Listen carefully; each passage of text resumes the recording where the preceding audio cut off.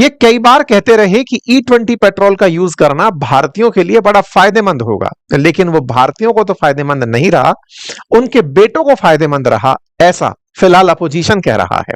Opposition ने कहा कि पिताजी नीति बनाते हैं और बेटे पैसा। ये पूरी कहानी आज के सेशन में विस्तार से समझेंगे, क्योंकि पिता और बेटे के बीच के इस कनेक्शन में कहीं ना कहीं आप और हमारे कुछ हित टिके हुए हैं, और उन हितों में सबसे ज्यादा तो हमारी गाड़ियों का संबंध और हमारी जेब का पैसे से जो संबंध है वो टिका हुआ है।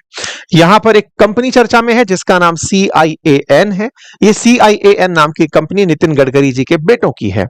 इस तरह से इस कंपनी का जो प्रॉफिट मार्जिन है पिछले दिनों में उसने सुर्खियां बटोरी हैं। इसी कारण से नितिन गडकरी जी को हाल ही में बाहर आकर कहना पड़ा कि ये पेड कैंपेन है जो मेरे खिलाफ चलाया जा रहा है, कुछ लोग हैं जो जानबूझकर मेरे पीछे पड़े हुए हैं। तो आज हमारे सेशन में हम इस पूरी बात की विस्तार पूर्वक व्याख्या करेंगे। लेकिन इस अप्रैल से हमारे देश में E20 पेट्रोल बिकना शुरू हो गया, यानी कि हमारे देश के अंदर पेट्रोल की जो मात्रा है वो धीरे धीरे पेट्रोल के अंदर इथेनॉल की मात्रा बढ़ाना शुरू कर दिया गया।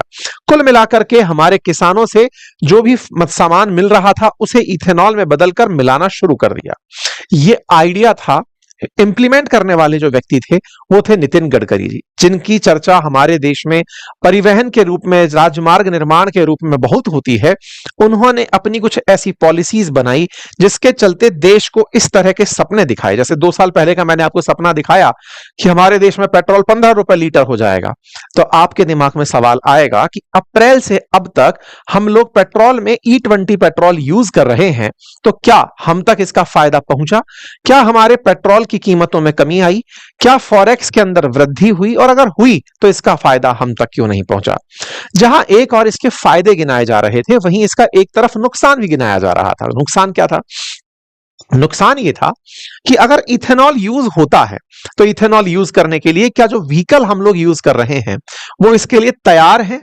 अर्थात जो हमारे वाहन हैं उन वाहनों के इंजन इस तरह से बने हैं कि वो इथेनॉल से चल सके? इंजन का नुकसान हो रहा है, यानी कि माइलेज कम हो रही है। माइलेज कम होना और इंजन का नुकसान होना, ये दो बड़े मुद्दे अप्रैल के बाद लोगों के द्वारा रिपोर्ट किए जाने शुरू हुए।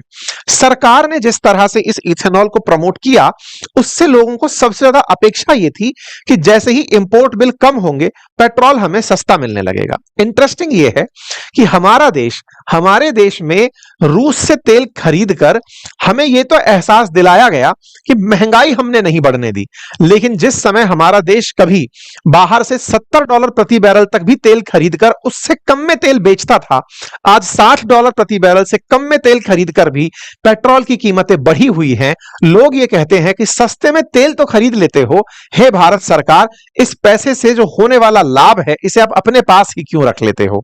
एग्जैक्टली हमारे पेट्रोल का 20% बिल आपने कम कर लिया ये कह करके कि इंपोर्ट बिल घट गए, इथेनॉल हम अपने देश का यूज कर रहे हैं, लेकिन पेट्रोल के कीमतों में कमी क्यों नहीं हुई? अगर आपको E20 बेचना ही था तो E20 के दाम में कमी क्यों नहीं हुई? सपने तो आपने 15 रुपए लीटर के दिखाए थे ये कहते हुए कि अब तो घर का पेट्रोल होगा। जनता का यही कहना है कि सरकार आपने सपने जब दिखाए थे तब तो यह कहा था, और अब आपने हमारे पास विकल्प भी नहीं छोड़ा। जहां 100% पेट्रोल यूज कर सकते थे आपने E20 पेट्रोल दे दिया। अगर यह हमारे पास ऑप्शन में होता तो बेहतर होता, आपने हमसे ऑप्शन छीन लिया। सरकार के द्वारा अपनी तरफ से एक रिपोर्ट दी जाती है। सरकार कहती है कि automotive research association of India कहता है कि E20 से 4 पहियों की माइलेज में 6 से 7% और 2 पहिया वाहनों में 3 से 4% तक की कमी आ सकती है। अगर इंजन को E20 के हिसाब से डिजाइन किया गया हो तो उससे कोई खास फर्क नहीं पड़ता। खैर, इंजन की कंपैटिबिलिटी को लेकर के अलग अलग क्लेम रहे। सरकार का क्लेम खुद का यह है कि E20 के यूज से महज 1 से 2% माइलेज घट सकती है। तो माननीय, आपकी वजह से अगर माइलेज घट रही है तो आपने कंपनसेट कैसे किया? व्यक्ति पैसे तो पूरे दे रहा है, फायदा आपका हो रहा है। आप पूछेंगे किसका फायदा हो रहा है? आपका फायदा हो रहा है। मतलब अपने देश सरकार जो है वो जिससे टैक्स वसूल रही है, अब आपके इंपोर्ट के बिल घट रहे हैं, जनता की जेब पर उतना की उतना जोर पड़ रहा है, तो सरकार के पास वसूली ज्यादा हो रही है ना। जब सरकार ज्यादा वसूल रही है तो जनता को कंपनसेट कर दे कि भाई E20 पेट्रोल खरीदोगे तो 10 रुपए लीटर सस्ता मिलेगा। अब जनता को खुद से देखना है कि 1-2% अगर उसकी माइलेज में कमी होती है तो उसको मैनेज किया जाएगा। जिन गाड़ियों को E20 के लिए तैयार नहीं किया गया था उसमें 3 से लेकर 6% तक की गिरावट देखी जा रही है। ये हमारे देश के पेट्रोलियम मंत्री हैं। अक्सर आपने इन्हें बोलते हुए सुना होगा जब रशिया के बारे में कि तेल खरीदा जाता है तो हमारे लिए फायदेमंद कैसे रहता है, सारी बातें। अब ये E20 को बचातकार वो कराते हुए दिखा रहे हैं, फेवर करते हुए। इनका कहना है कि देखिए E20 हमने ब्राजील में भी देखा है, वहां तो E27 तक यूज होता है और ये सारी गाड़ियां जो हम यूज करते हैं ब्राजील में भी होती हैं, वहां पर तो कोई रिपोर्ट नहीं होता। जनता का कहना है कि माननीय वहां पर यूज होता है क्योंकि वहां की गाड़ियों को E20 कंपैटिबल बनाया जा चुका है। हमारे देश के अंदर E20 को 2030 में टारगेट किया गया था, आपने 2025 से लागू कर दिया है। मतलब हमारे देश के अंदर E20 की जो योजना है ये इतना तेजी से लागू होकर आई कि इस योजना को जनता ही नहीं समझ पाई। 2023 के बाद के जो मॉडल हैं वो धीरे धीरे E20 कंपैटिबल बनने लगे हैं। उससे पहले की जो गाड़ियां चल रही हैं उनमें कंपलसरीली अगर आप E20 डीजल डालने लगेंगे तो उनकी जो माइलेज है वो लगातार घट रही है। माइलेज घट रही है, इंजन को नुकसान हो रहा है, प्रॉफिट हमें ट्रांसफर भी नहीं हो रहा है। लोगों ने तो इतना तक कहा कि अगर उनकी गाड़ी को नुकसान पहुंचा तो वो सरकार को उठा करके कोर्ट में ले जाकर खड़ा कर देंगे। बहुत से वीडियोस इस समय वायरल हैं जहां पर लोग बता रहे हैं कि उनकी गाड़ियों की माइलेज किस तरह से गिर चुकी है। लोग अपने अपने तरीके से अपनी कंप्लेंट लिख रहे हैं। कई पेट्रोल पंप्स पर इस तरह के बैनर लगे हुए मिल रहे हैं जिसमें वो ये कहते हैं कि E20 पेट्रोल हमारे यहां पर मिल रहा है, कृपया करके वाहन के ईंधन टैंक में पानी की नमी होने की समस्या पैदा हो सकती है, अपने वाहन के पेट्रोल टैंक की सफाई कराते रहिए। इस तरह से जब बातें बोली जाती हैं तो लोगों को थोड़ा और डर लगने लगता है। अच्छा, इंटरेस्टिंग बात क्या है, हमारी जो गाड़ियां होती हैं उन गाड़ियों के अंदर इंजन को अगर पानी के साथ ट्रीट कर दिया जाए तो इंजन सीज हो सकता है। अगर आपकी गाड़ी का इंश्योरेंस हो रखा है और इंजन सीज हो गया तो आपकी गाड़ी का क्लेम देंगे या नहीं इंश्योरेंस वाले, इस पर कई इंश्योरेंस कंपनियों के स्टेटमेंट इस समय वायरल हैं। जिसमें एक एको सपोर्ट का ट्वीट वायरल हो रहा है जिसमें लिखा जा रहा है कि engine failure due to incorrect fuel uses the claim would not be admissible. अर्थात ऐसा फ्यूल अगर आपने यूज कर लिया जिससे कि आपका इंजन सीज हो जाता है। अब हालांकि ये नहीं पता कि पूछने वालों ने इनसे क्या सवाल पूछा था, लेकिन संभवतः अगर गलत तेल का उपयोग कर लिया जाए तो फिर गाड़ी का इंजन सीज हो सकता है। यह बात सबको पता है। पेट्रोल गाड़ी में अगर आप डीजल डाल दो और सीज हो जाए तो इंश्योरेंस कंपनियां क्लेम नहीं देती, लेकिन इसी कैटेगरी में अगर E20 की वजह से गाड़ी का इंजन सीज हो जाए तो जो इंश्योरेंस की पॉलिसीज हैं वो E20 के लिए अभी तक बदली नहीं गई हैं। लोगों का डर यही है कि अगर इस तरह के फ्यूल से इंजन का गलत फ्यूल के उपयोग से होने वाला इंजन फेलियर अगर इंश्योरेंस कंपनी ने कंसीडर नहीं किया तो क्या होगा। इस पर ministry of natural petroleum gas की तरफ से बयान आता है कि ऐसा कोई भी वो नहीं है, लोग मिथ्या फैला रहे हैं, इस तरह से कोई भी फर्क नहीं पड़ रहा है, तमाम बातें होती हैं। E20 पेट्रोल को लेकर के सुप्रीम कोर्ट में भी याचिका दायर की जाती है जिसमें याचिकाकर्ता इस बात की शिकायत करते हैं, कोर्ट इस बात को खारिज कर देती है। याचिकाकर्ता कहता है 6% तक हमारी माइलेज घट रही है, लेकिन उनको नहीं सुना जाता। बाकायदा मंत्रालय कहता रहता है कि कोई गाड़ियों को इससे नुकसान नहीं हो रहा है। कोई बात नहीं साहब, कुल मिलाकर के E20 को हम पर थोप दिया गया। E20 को थोप दिया गया, लेकिन जब बात समझ में आई कि अल्टीमेटली लड़ाई जहां हम लड़ रहे हैं गाड़ी के माइलेज की, पॉल्यूशन की, हमारे को हो रहे पेट्रोल के फायदे की, ये तो एक लड़ाई है। अब सवाल यह है कि अल्कोहल आ कहां से रहा है इतना मिलाने के लिए, क्योंकि अल्टीमेटली पेट्रोल के अंदर जो इथेनॉल मिल रहा है वो इथेनॉल कहीं तो बन रहा होगा। अचानक इतनी इथेनॉल बनाने की फैक्ट्रीज कहां से आ गई?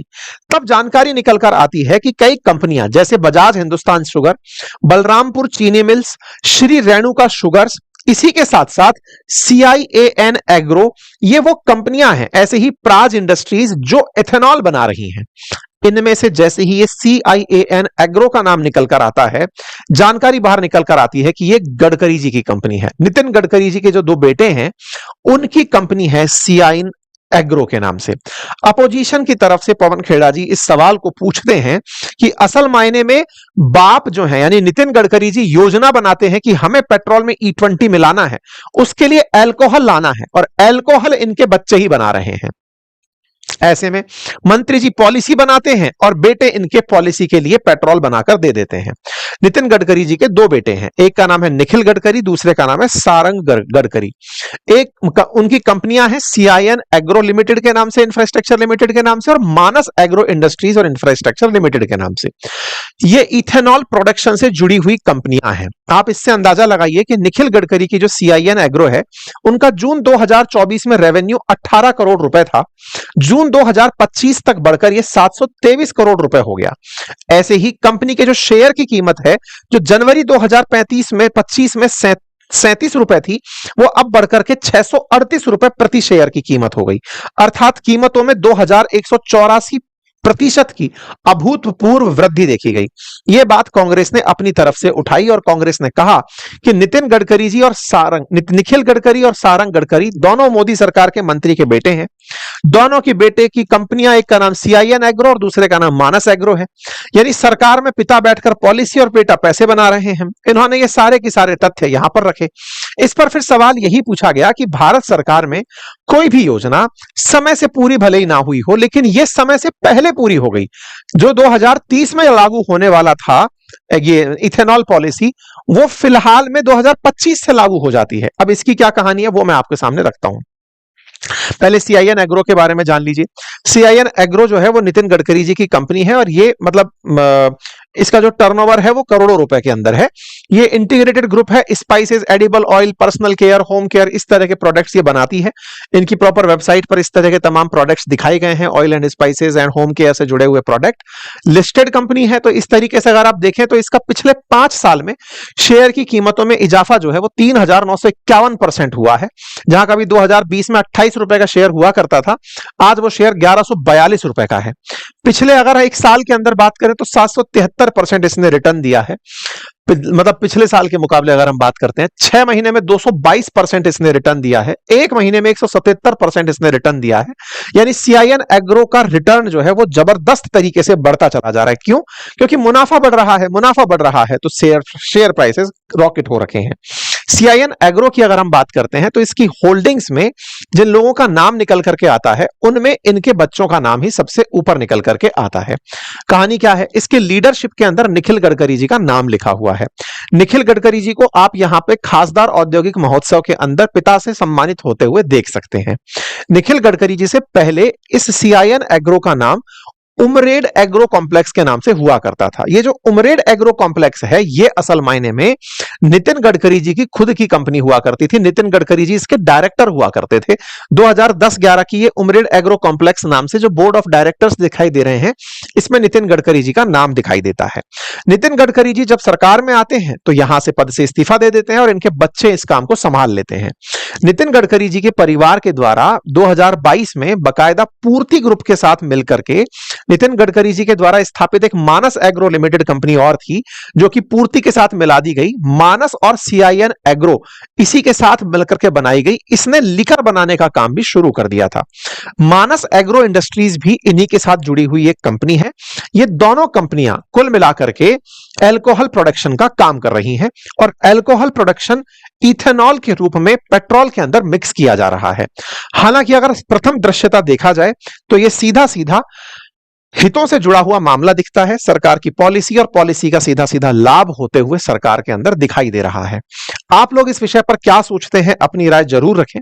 फिलहाल के लिए गडकरी जी क्या सोचते हैं वो जान लीजिए। उनका कहना है कि बहुत सारे ऐसे लोग हैं जिन्होंने मुझे टारगेट किया है, मेरी नीतियों को टारगेट किया जा रहा है, मेरे खिलाफ पेड कैंपेन चलाया जा रहा है ताकि मेरे खिलाफ माहौल बनाया जा सके। आप लोगों को इस पर क्या प्रतिक्रिया देनी है जरूर कमेंट बॉक्स में दें, लेकिन कुछ सवाल वाकई में वहीं की वहीं खड़े हैं। सबसे बड़ा सवाल यही कि इथेनॉल की तैयारी 2030 से थी, 2025 से यह सब हुआ। ऐसे में जो यूजर्स हैं उन्हें अवेयर करने के लिए क्या दिया गया? E20 पेट्रोल अगर यूज करना ही था तो उन्हें विकल्प के रूप में 100% वाला पेट्रोल ऑप्शन में क्यों नहीं दिया गया? व्यक्ति के ऊपर है वो E20 यूज करता है या नॉर्मल यूज करता है, उसे एब्सोल्यूट फॉर्म में E20 डालने के लिए मजबूर क्यों किया जा रहा है? अगर ये फायदे का सौदा है और फायदा सरकार को हो रहा है तो ये फायदा जनता को ट्रांसफर क्यों नहीं हो रहा? मंत्री महोदय का तो मानना था कि इंपोर्ट बिल घटने से फायदा जनता तक ट्रांसफर होगा, तो पेट्रोल की कीमतों में कमी क्यों नहीं हुई? पेट्रोल की कीमतों में कमी क्यों नहीं हुई, इस पर क्यों अल्टीमेटली सरकार कोई काम नहीं कर रही है। जनता को E20 पेट्रोल बेचने से पहले ही उसमें प्रॉपर अवेयरनेस क्यों नहीं फैलाई गई। क्या वाकई में इंजन कंपनियों को यह कहा जा सकेगा कि E20 को यूज करने पर अगर इंजन खराब होता है तो सरकार उसका इंश्योरेंस बिल चुकाएगी। ये तमाम वो चीजें हैं जो जनता में पहले विश्वास के लिए आवश्यक है। बात हो नितिन गडकरी जी के बेटों से जुड़ी हुई, यह जांच का विषय है और निश्चित ही अपोजिशन इसके लिए सरकार को जवाबदेह तय कर सकता है, और जैसे ही ये चीज निकल कर आती है सबके सामने इसका पता चलना चाहिए। फिलहाल के लिए इतना ही। जानकारी पसंद आई हो तो साथियों से साझा करें। Thank you so much.